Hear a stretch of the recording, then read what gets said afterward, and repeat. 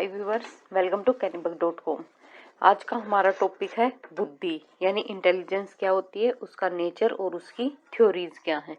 पिछली वीडियो में हमने किया था कि इंडिविजुअल डिफरेंसेस यानी व्यक्तिगत विभिन्नताएं होती हैं वे क्या होती है, उसका हमने कर्व पढ़ा था, उसकी नेचर पढ़ी थी, उसकी फील्ड पढ़ी थी और एजुकेशन में उसकी क्या इंपॉर्टेंस है वो पढ़ी थी। ठीक है, अगर आपने वो वीडियो नहीं देखी तो आप जाके वो वीडियो भी देख सकते हैं।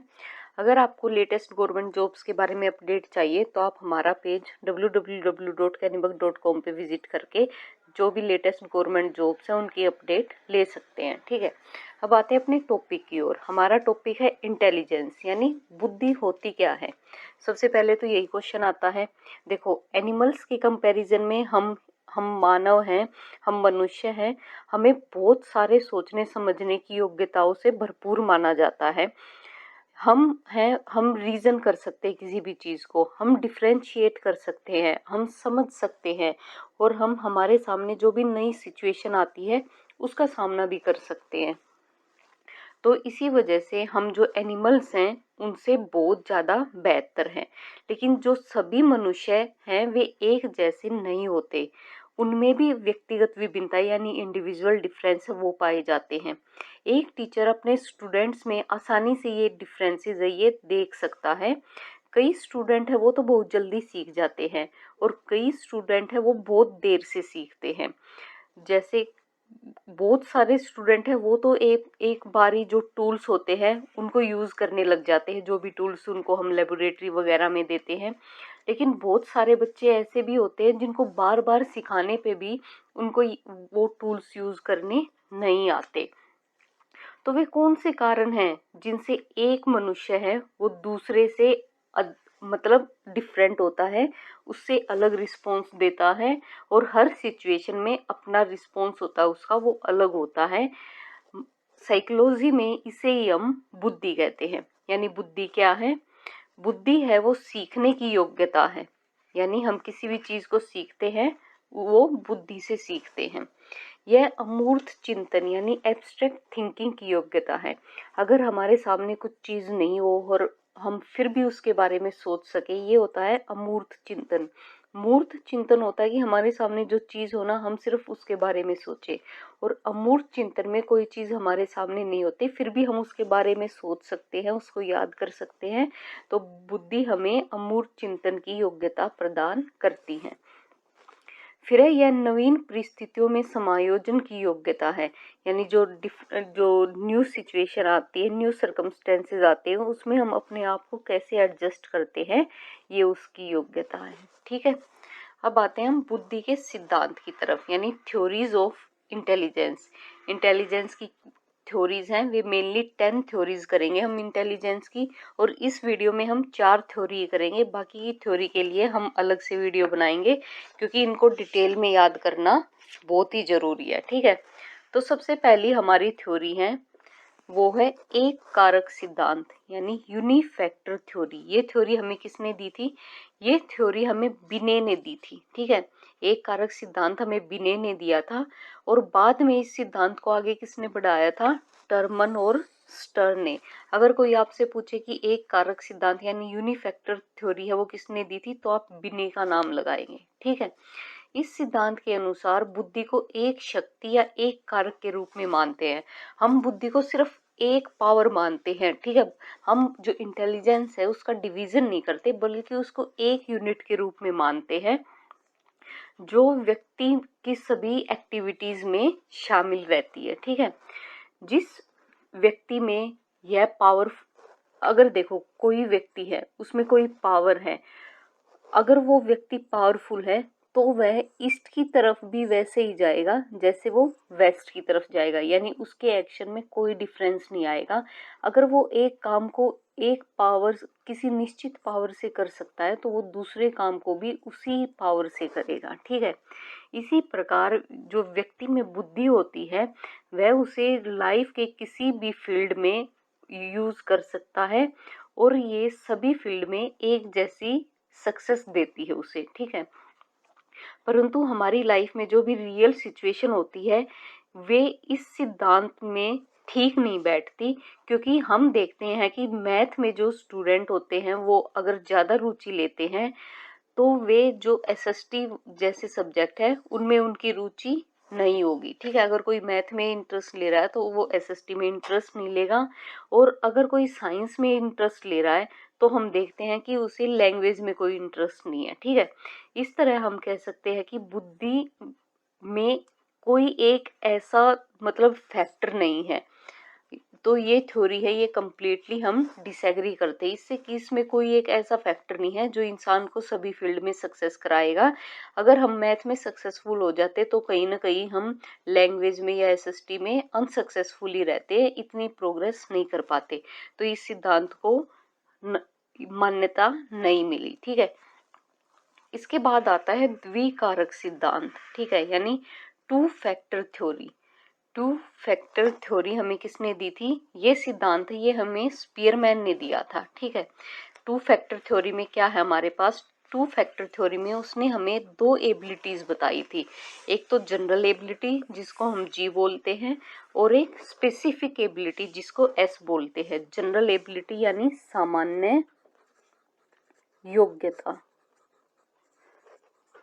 और स्पेसिफिक एबिलिटी यानी विशिष्ट योग्यता। ठीक है, तो उसने बताया कि हर इंसान में ये जी फैक्टर भी होता है और एस फैक्टर भी होता है। सामान्य योग्यता यानी ये जो जी फैक्टर है सभी प्रकार के हम जो दिमाग से काम करते हैं, मानसिक कार्य करते हैं, उसमें पाया जाता है। जबकि ये जो विशिष्ट योग्यता है, स्पेसिफिक एबिलिटीज है, ये जो मानसिक योग्यता वाले जो हम काम करते हैं ना, जो सिर्फ विशिष्ट काम होते हैं जो सभी लोग नहीं कर सकते, जो सिर्फ हम मतलब सभी इंसानों के अंदर अलग अलग होते हैं, उनमें पाई जाती है। यानी ये सामान्य योग्यता तो सभी में पाई जाती है, हर इंसान में पाई जाती है, लेकिन ये स्पेसिफिक एबिलिटी है, ये हर इंसान में अलग अलग पाई जाती है।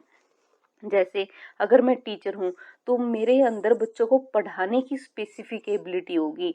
कोई इंजीनियर है तो उसको उसकी फील्ड की नॉलेज की जो एबिलिटी है वो स्पेसिफिक एबिलिटी होगी। कोई डॉक्टर है तो उसको अपनी मेडिसिन की जो एबिलिटी होगी वो स्पेसिफिक एबिलिटी कहलाएगी। ठीक है, यानी जनरल तो सभी में होती है और ये स्पेसिफिक होती है, सभी में अलग अलग होती है उनके इंटरेस्ट के अकॉर्डिंग, और इस स्पेसिफिक एबिलिटी की वजह से ही वो किसी विशेष प्रोफेशन में इंटरेस्ट दिखा पाते हैं। ठीक है, तो ये हो गया हमारा जी फैक्टर और एस फैक्टर।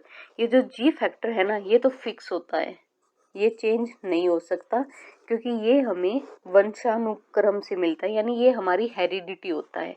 लेकिन ये जो एस फैक्टर है ना, इसको हम एक्वायर करते हैं। कहाँ से एक्वायर करते हैं? ट्रेनिंग लेते हैं, किसी स्कूल में एडमिशन लेते हैं, किसी प्रोफेशन अगर हमें कुछ बनना है तो हम किसी के अंडर काम करके उससे ट्रेनिंग लेते हैं। ठीक है, तो इसको तो हम एक्वायर करते हैं, और ये जनरल एबिलिटी है, ये हमारी फिक्स रहती है क्योंकि ये हमें हेरिडिटी से मिलती है।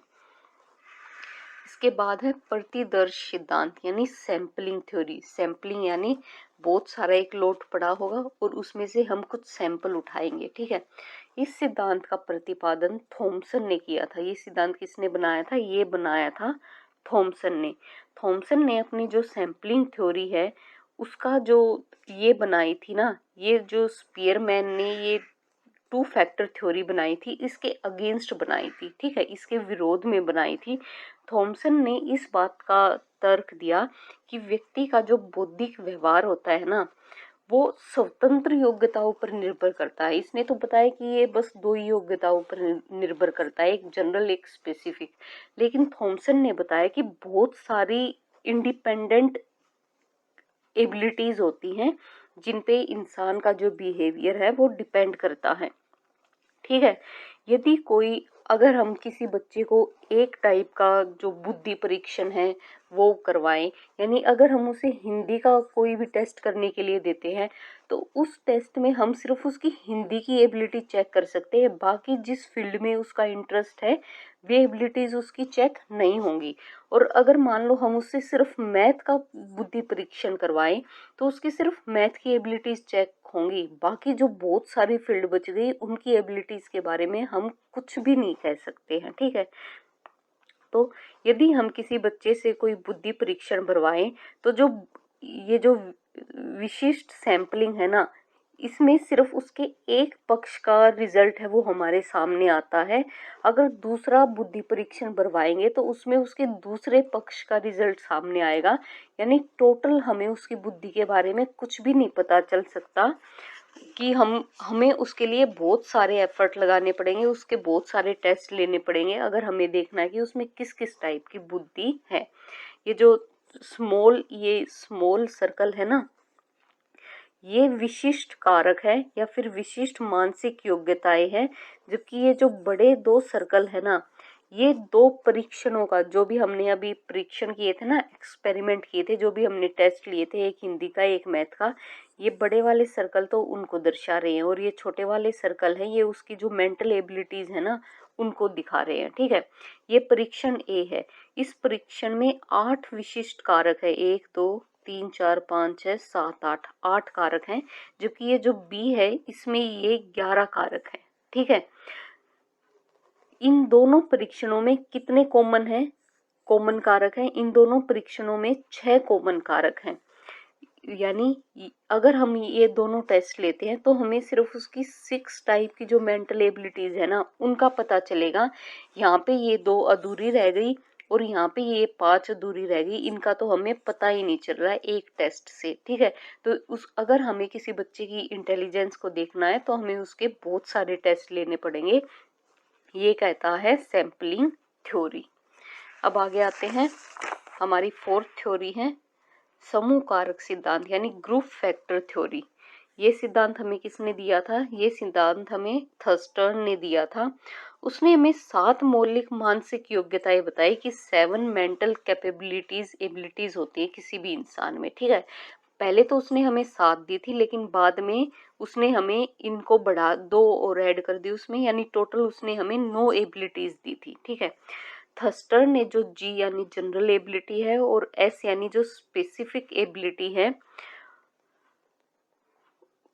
इन कारकों की उपस्थिति को स्वीकार नहीं किया, यानी इनको नहीं माना कि इंसान में कोई जी और एस नाम की एबिलिटीज भी होती हैं। उसने इन कारकों की जगह पे हमें ये 7 एबिलिटीज दी हैं कि किसी की भी इंटेलिजेंस में, किसी की भी बुद्धि में हमें ये 7 यानी ये 9 चीजें देखने को मिलती है। ठीक है, पहला है शाब्दिक क्षमता यानी वर्बल एबिलिटीज। वर्बल एबिलिटीज वे एबिलिटीज होती है जिनकी सहायता से कोई भी इंसान है वो अपने शाब्दिक विचारों को दूसरों को समझाता है और उनका यूज करता है, यानी हम अपनी बात को शब्द की सहायता से दूसरों को समझाते हैं। फिर गणितीय क्षमता यानी नंबर एबिलिटीज, इसमें इंसान है वो डेली की कैलकुलेशन है, जैसे ऐड करना, माइनस करना, मल्टीप्लाई करना, डिवाइड करना, ये करता ही इस एबिलिटी में। ठीक है, फिर है स्थानगत क्षमता यानी स्पेटियल एबिलिटीज यानी स्थान संबंधी तत्व। इस एबिलिटी में इंसान है वो जैसे ज्योमेट्री की प्रॉब्लम हम सोल्व करते हैं ना, ये डिस्टेंस, ये स्पेस की प्रॉब्लम सोल्व करता है इस टाइप की एबिलिटीज में। ठीक है, जो भी स्पेस से रिलेटेड प्रॉब्लम है ना वो स्पेटियल एबिलिटीज से सोल्व की जाती है। फिर है प्रत्यक्षीकरण क्षमता यानी परपेचुअल एबिलिटीज। परपेचुअल एबिलिटीज इन एबिलिटीज के द्वारा व्यक्ति है वो वस्तुओं को बहुत जल्दी पहचानने की क्षमता रखता है। जैसे हम पढ़ते हैं तो हम शब्दों को पहचान लेते हैं, इसके लिए मैं कोई एफर्ट तो नहीं लगा रही, मैं देखो प्रत्यक्षीकरण क्षमता, परसेप्चुअल एबिलिटी, इनको इजीली रीड कर पा रही हूँ। तो ये होता है हमारा प्रत्यक्षीकरण क्षमता, यानी हम वस्तुओं को बहुत जल्दी पहचान लेते हैं। स्मरण क्षमता यानी मेमोरी, जो हमारे मेमोरी से रिलेटेड एबिलिटी है। इस एबिलिटी में जो व्यक्ति है वो ये देखता है कितनी जल्दी वो किसी भी चीज को याद कर सकता है और उसके द्वारा जो भी इंफॉर्मेशन मिलती है वो उसको रिटेन कर लेता है। फिर है तर्क क्षमता यानी रीजनिंग एबिलिटी। रीजनिंग एबिलिटी में क्या आता है, इस एबिलिटी में व्यक्ति है वो नई प्रॉब्लम के सॉल्यूशन के लिए अपने जो उसके पुराने पास्ट एक्सपीरियंसेस हैं उनको यूज करता है, उनमें तर्क देखता है कि पुरानी सिचुएशन में कितना डिफरेंस है, नई सिचुएशन में कितना डिफरेंस है, क्या वो जो उसके पुराने एक्सपीरियंसेस है उनको अपनी नई सिचुएशन में यूज कर सकता है। वो ऐसे तर्क करता है और अपनी प्रॉब्लम का सॉल्यूशन निकालता है। फिर है शब्द क्षमता। शब्द क्षमता क्या होती है वर्ड एबिलिटीज, इसको डिफाइन करने के लिए थर्स्टर ने हमें दो और ये मानसिक योग्यताएं दी, जो कि इंडक्टिव एबिलिटी है और डिडक्टिव एबिलिटी है। ठीक है, इंडक्टिव एबिलिटी क्या होती है? इंडक्टिव होता है कि हम पहले एग्जाम्पल ले और उसकी हेल्प से अपनी प्रॉब्लम को सोल्व करें। हम पहले दूसरों को देखें कि वो प्रॉब्लम कैसे सोल्व कर रहे हैं, फिर अपनी प्रॉब्लम को सोल्व करें। और निगमन योग्यता क्या होता है कि कुछ रूल्स होते हैं, हम सिर्फ उनको फॉलो करते जाएं और अपनी प्रॉब्लम को सोल्व कर ले। तो ये 9 टाइप की एबिलिटीज हैं जिनको हमें थर्स्टर ने दिया है। यहाँ पे हम इस वीडियो को खत्म करते हैं और नेक्स्ट है जो गिलफोर्ड का सिद्धांत है वो हम नेक्स्ट वीडियो में करेंगे। अगर आपको वीडियो पसंद आई हो तो लाइक शेयर सब्सक्राइब करें and don't forget to press the bell icon. Thank you.